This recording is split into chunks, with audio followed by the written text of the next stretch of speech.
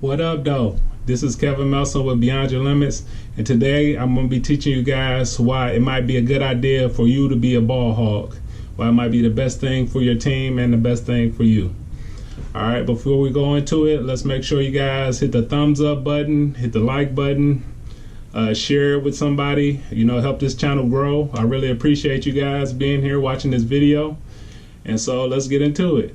All right, so this question comes from Instagram. If you're not following me on Instagram, make sure you do that.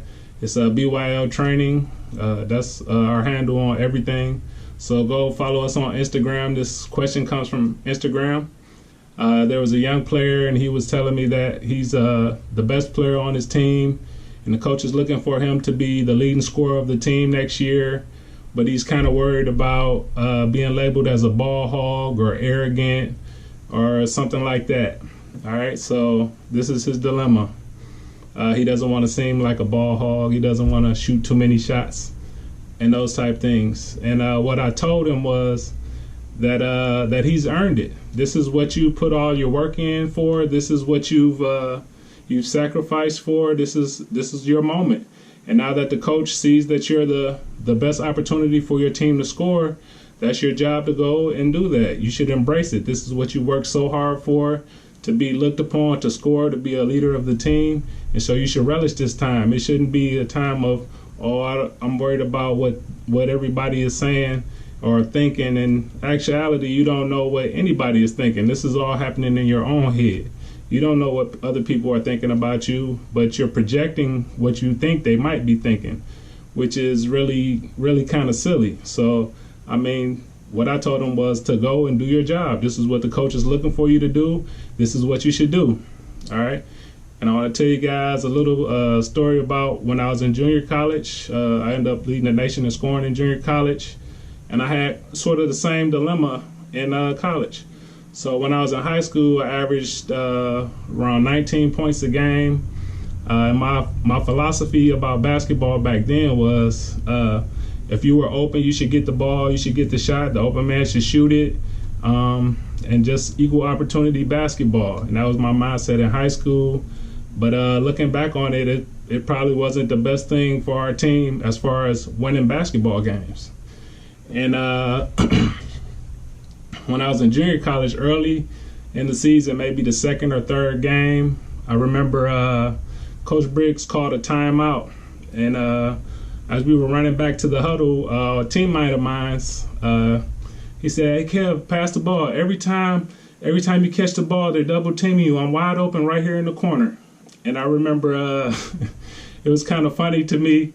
Coach Briggs, which was our coach, he said, "You're open for a reason. Now sit down and listen to the plan." And that was pretty funny to me then. It still is funny to me now. But the next day in practice, he explained himself to me. I came into the coach's office, and he was explaining to me why he didn't want me to pass the ball to my teammate in the corner who was wide open, because I was getting double teamed. He said, "Kevin, how many times have you seen this player catch the ball right there and make a shot in practice?" And this player wasn't necessarily a scorer. He was more so a defensive player. And so I had never seen him hit a corner three. And so I was like, I can't recall that happening. And so he said, when have you ever seen him catch the ball in that position and drive and make a play, a good play for the team? And I couldn't think of any then either. And then he said, how many times have you hit an elbow jump shot over a double team? And I did that quite often at that time. And Coach Briggs told me that, I see you make that shot, 2 and 3 times a game. I see you make that shot every day in practice. This is something I'm more comfortable with. It's a better shot for our team for you to shoot over a double team than it is for you to pass to somebody wide open that most likely is not going to make the shot. And you know what? I kind of thought about it, and it made a lot of sense. The best shot for our team at that time was me shooting over a double team. And it made sense to me that, that me shooting a shot over a double team was a much higher percentage shot of my teammate shooting a three-pointer in the corner, something that he had not proven that he could do. And so the coach went further on with it, more than just so leaving it there at me shooting an elbow shot over a double team is better than my teammate shooting a wide open shot. He went and talked about the roles on the team. He said this player, his role is to guard the other point guard full court, 94 feet. He was a combo guard. He wasn't really offensively talented. He was very athletic. And his role for our team was to pressure the other point guard, to let the other point guard not be able to get the ball up, not be able to run the play as efficiently or as smoothly. And so this is his role on the team. And he pointed out another guy on the team.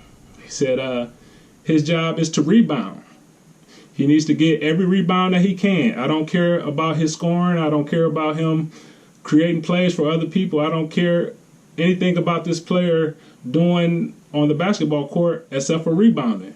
Anything he does extra is bonus, is benefit. And so he just went down every player on the team and just explained to me their role on the team. And he was and then he got to me. He said, your role is to score.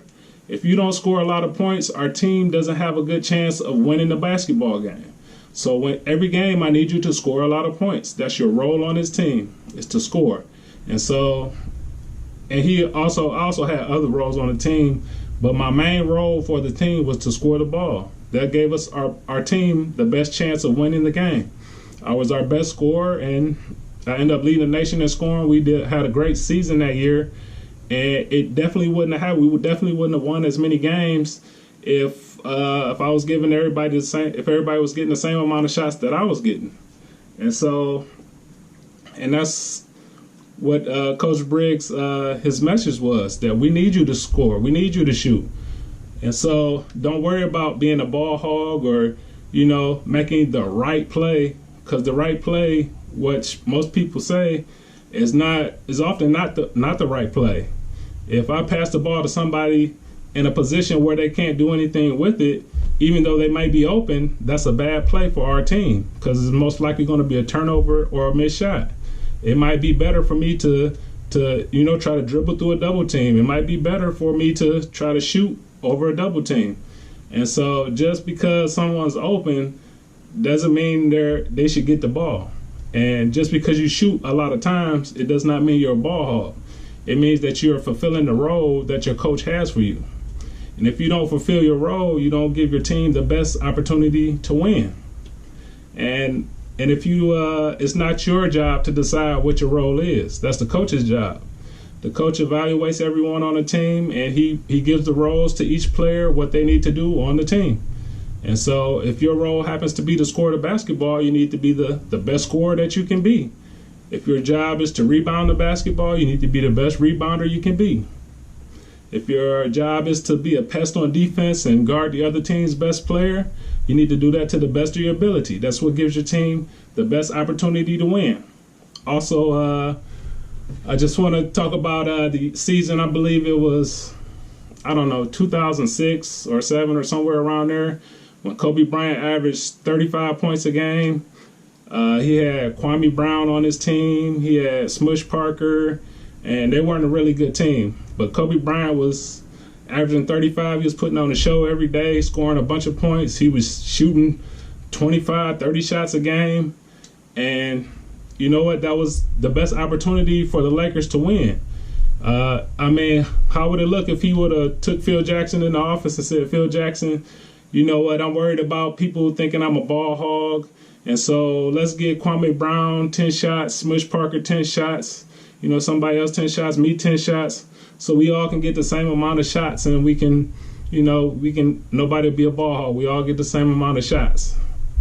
The Lakers would have been the worst team in the NBA if that was the case. Phil Jackson knew that the best opportunity for the Lakers to win was for Kobe Bryant to take 25, 30 shots a game. And so that's what Kobe Bryant did. They still weren't a great team, but that gave their team the best opportunity to win.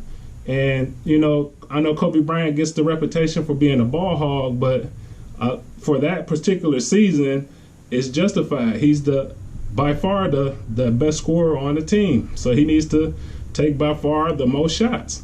It's only it only makes sense that your best scorer gets the most opportunities to score. That'll help your team the most.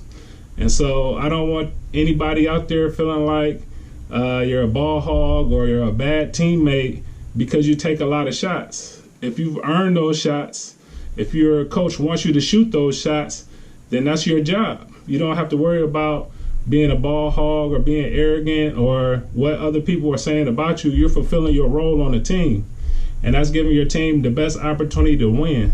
And so, and that's all in all, that's what it all leads up to: winning the basketball game. You want to put your team in the best position to win. And if your team needs you to score points to win the basketball game, then that's what you need to do. You need to score points. All right, so thank you guys for watching this video. Make sure you hit the like button, hit the thumbs up button. If you haven't so far, please share this with somebody that might need to hear this. Thank you guys for watching this far, and I'll catch you guys next time. All right.